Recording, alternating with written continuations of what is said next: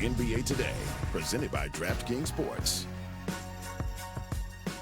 NBA Today, we are live from New York City in Madison Square Garden, the hottest ticket on the planet last night. It's a good thing an alien landed. Stick with us as the city gears up for another battle between the Spurs and the New York Knicks. I'm telling you something, boys and girls, sports, there is nothing like it. I'm not going to lie, I got goosebumps. It seems as though you may be New York's newest villain. I guess I'm nowhere near Trae Young level, though. Alley-oop to Wemby, and easily throws it down. At home, it really feels like playing 6 against 5. And here it feels like playing 5 against 6. Bang! 2 to shoot. Brunson pulls, elbow jump. Yes! Knicks are down 4. Victor, back to Castle's got to force it up, right wing 3, got it! What a response from San Antonio, and they are right back in the series. Oh, what a game we got last night. Hey, welcome to NBA Today. I'm Malika Andrews here alongside Brian Windhorst and a couple of NBA champs, Danny Green, Kendrick Perkins here in the Get Up studio. So thank you, friends, for letting us borrow your digs. But Perk, you were feeling it going into the first finals game since 1999 in Madison Square Garden. You were complimenting the fans. Did it live up to the hype, the energy you were expecting? Listen, I was expecting more. Really? Inside the arena. Oh. I was expecting, maybe my expectations were set a little bit too high, and maybe I underestimated what I, witnessed and played in the environments of the Celtics and OKC. Yeah. I was just expecting a little bit more. I'm not saying that they're not going to be better, but let me say this. It is cold as hell in this studio. I'm colder than a polar bear toenail. That takes something for you to say that, because usually you're the one that's begging us to turn down the thermostat. I don't know, Perk. Before tip-off, I had goosebumps. I thought it was the energy in that building right before tip was so cool to be able to see. But now Perk, we've had a couple of hours to digest. So have both teams, what we saw here in Game 3. And the Spurs and the Knicks, they spoke to reporters a couple of hours ago. Let's start with Victor Wembanyama on what he's learned through these first 3 games. What we've learned, I mean, many things over these playoffs. Many things. Brace with your hands and not with your chin. Hit below the head if you do. And many other things, but most importantly, be relentless. Be relentless. Let's add don't push guys down to the ground on picks into that list. Well, put that on Monty McCutcheon is going to be joining us, the head of all NBA referees, and we are going to ask him if we could see any continued fallout from that play that you're talking about, Brian. But last night was what Victor Wembanyama is at his best. He was getting to the rack. He was on lobs in particular. What was the difference maker? I mean, he said it, relentless, right? Yeah. He was intentional with everything he did. Like, no wasted motion, setting hard screens, rolling hard to the basket, making his teammates. And the guards, you got to give a lot of credit to Castle, Fox, Harper. Like, them attacking the paint also allowed him to be more open, those other guys to be open. But he let it be known. He set the tone, getting in the paint, dunking the ball, pushing guys around. I don't care. I got nothing to lose. Said keep elbows above the head. But he did all those little things they need to do to set the tone in this game. And it opened up the floor for everybody else. And you see Champagne getting into the mix. Vassell knocking down a 3 or 2. Castle, he started getting open. So it was a collective effort, but it always starts with him. And when he touches that paint, it's a lot of trouble for the other team. Oh. Yeah. Little bravo clap? To Miss Johnson. Okay. Wait, not to Victor. I'm going to tell you why. Well, because Victor had been basically screaming through his play, help a brother out. Last night, Miss Johnson helped that brother out.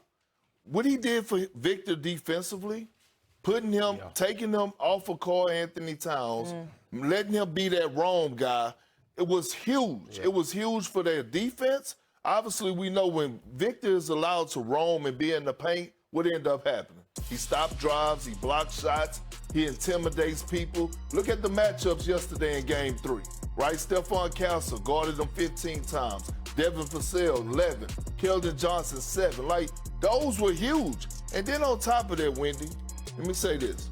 We talk about his energy level. Yeah, that's what I was gonna say. Right? We talk about his energy level. You don't think he had more energy not having to guard and deal with Karl Anthony Towns? I do not want to be the old man on the porch yelling. I feel like there's a butt coming. About to hear it. Let's hear it. Do it.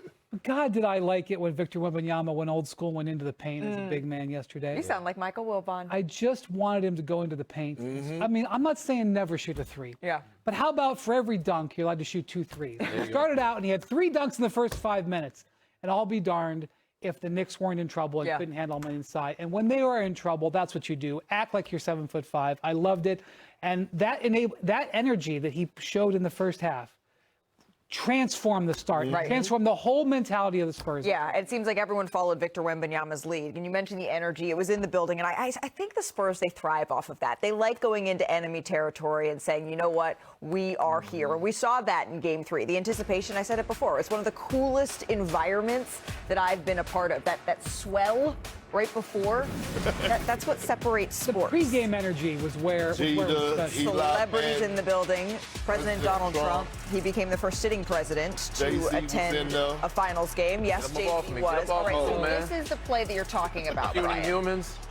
This is just, first off, there's 2 fights practically going on the court there right now, but yeah. So see Coach Amon Shumpert on the baseline saying, don't fight the zone there, Cat. Yeah, move Eventually, it does lead. How can you possibly find Amon in the crowd? They dare. Josh hard to shoot. It's like, where's Waldo, but where's Amon? Swing, over to Jalen Brunson. Shot right there. Huge shot there. So the Knicks, they shared it really well here. Down. Here's Mike Brown talking about that stagnant offense, though, later in the game.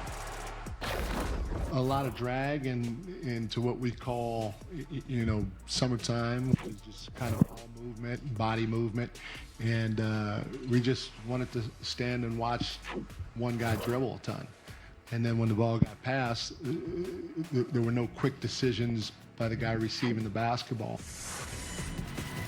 So what did that allow? That allowed the San Antonio Spurs big 3 to take charge here. Yep, attacking on offense. Finds Wemby for the lob, and then De'Aaron Fox lobs it up there for Victor. Just tip it on in there, Perk. He did, and look, it was the little things, right? Like for the Knicks, not getting the bump, letting Victor get behind them, not switching to get under the weak side, not pulling in. But this sequence here, this was a little bit confusing because Jalen Brunson, he was trying to save the out of bounds, but see right here, Dylan Harper, he'd come to the scorer's table to check in, but the play after this was simply a blown dead play.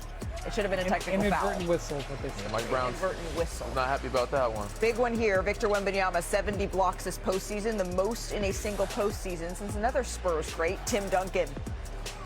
Big Hot potato. Big shot, boy. Hot potato. I asked him about this shot, whether or not it was the biggest shot of his career and what he was thinking. A 29-footer from Castle, the second longest shot he's hit this season. But then Brunson in the clutch. And they kept answering. That's the Knicks. They just won't go away.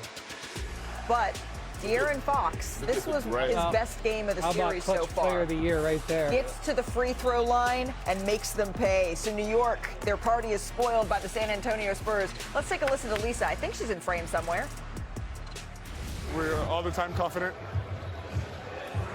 Did what we were supposed to do, but our job is absolutely not done. We're not even halfway. The hardest is still to come. Come on. It's midnight, man. Let's go. It's midnight. De'Aaron Fox says it's bedtime. You know what? My girl is 5'3" and fighting. We salute the queen, Lisa Salter. She was fighting the good fight out there. Statue of Liberty out she there. was going to get that interview. Yes, she was. But this is just the first Knicks loss after winning 13 in a row. I'm going to count that as a W for Lisa Salters, by the way. I don't want to overreact, Brian. So let's just get really granular and specific. Is there anything concerning? Not the game and the loss overall, but what we can take for Game 4? Well, the Knicks' offensive style that was really driving this winning streak has degraded a little bit. You mean Cat as the hub? Yes, okay. The Cat scan, as Shump calls it. I love that. What ended up happening in the second half of this game, Brunson held on to the ball. They weren't double teaming as much as they had the previous games, and so Brunson didn't have that easy pass out to the 4-on-3. Their Knicks three-point shooters were crushing it. Right. Okay, so the Spurs were like, we can't double team Brunson. We'll play him heads up. And as a result, they were able to play their heads up offense with Victor Wembanyama standing behind Stephon Castle to help him out. And all of a sudden, Shai Gilgeous-Alexander was watching that game on TV, and he started. PTSD. You did a little shoulder shake? I mean, yeah. So looking at the stat sheet, the biggest thing that stood out to me was the 18 assists to 28. And New York Knicks, like you said, they've been playing beautiful basketball, sharing the ball. First half, it was moving. Second half, it wasn't just Jalen Brunson. Cat was in that double team too. He was not getting off the ball quicker decisions. Then he throws it to Jordan Clarkson at the free throw line, and then guys can recover, and they're getting a shot block. Landry Shamet getting a three-point shot block. We didn't see that all playoffs until now because they're making, like Mike Brown said, not good enough decisions off the swing. So if they get back, I don't think it's anything hugely concerning, but if they get back to their normal offense and moving the ball like they did in the first half, they should be fine. But yeah, that second half was kind of glaring. It's no reason to panic. Yeah. All the Knicks fans out there, everybody keep a cool booty. Keep a cool booty. It's okay. Like, the Knicks are up 2-1. They lost by 4 points last night. They gave up 21 points. They gave up 21 points off of turnovers. They had a lot of self-inflicted wounds. If I'm the Knicks and I'm walking in that locker room, I'm pissed off because I know we could have played better. Right. But on top of that, I'm saying to myself, man, we could have won that ball game. But isn't that what the San Antonio Spurs were also saying the first two games, right? They could have. This series is so in the margins. It is, and it's the little things, like things that we were just highlighting when we were running Wemby clips for his lobs. Certain things, miscommunication, things that we saw them doing in the first game, pulling in. But you're always talking about when Jalen Brunson, you always point out, Perk, when he starts, as you like to say, your words not mine, dribbling the air out of the basketball. Yeah. And 21 of his 25 shots last night, they were off the dribble. That's much higher than we saw the first two games. They were, and to me, I thought it was a bit selfish, but sometimes you got to allow great players to go beat them. Like, sometimes you got to allow them. And especially when they at the crib, and let's be real. If we look at game one, he had 31 shot attempts. How many did he have in game two? I believe it was over 25 again. So he's been being aggressive. This is nothing new. Like, it's actually the best shooting game he's had in the series. It's not anything new. Again, you lost by 4 points. Right. So it's not nothing to really. But that's why this series doesn't deserve to be a sweep, because the San Antonio Spurs could we ain't say got the no first sweep. with Listen, the first two. Tomorrow night. It's thank you. Good Lord. I mean, like, the stakes are high. I mean, the Knicks win this, you can play in the parade. Knicks don't win this. Oh boy. It's going to be a high anxiety. For high anxiety. It's going to be hell and hot water. But now, all of a sudden, DG, Malika, Wendy, it's the battle of the sidelines. Because I've been calling for Miss Johnson to see, hey, listen, what are you going to do? What are you going to do for us, your adjustments? We saw some from Mike Brown, and now all of a sudden, Miss Johnson said, well, hold on, Big Perk. Keep your ass still over there. Let me show you what I got. And he threw some things out there. That horns action with Stephon Castle. He was in attack mode.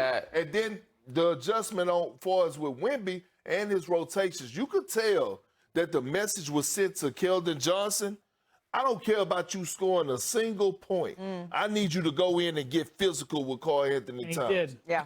That and was maybe a little physical with Mitch Robinson as well on a play that, for a second there, it looked like it could have swung the game as well. All right, we got to get to some news before we head to break here as we look towards Game 4 tomorrow night. So I want to welcome in our senior NBA insider, Shams Charania. Shams, we saw that President Trump, he was in attendance for Game 3. What do we know about his plans on if he will attend Game 4? Malika, sources tell me that President Donald Trump will not be attending Game 4 of Knicks Spurs in the NBA Finals on Wednesday night. Donald Trump did say last week that he might go to Game 3 and Game 4, but he will not be attending Game 4. Of course, the Knicks lost Game 3. He was shown on the Jumbotron as well. It remains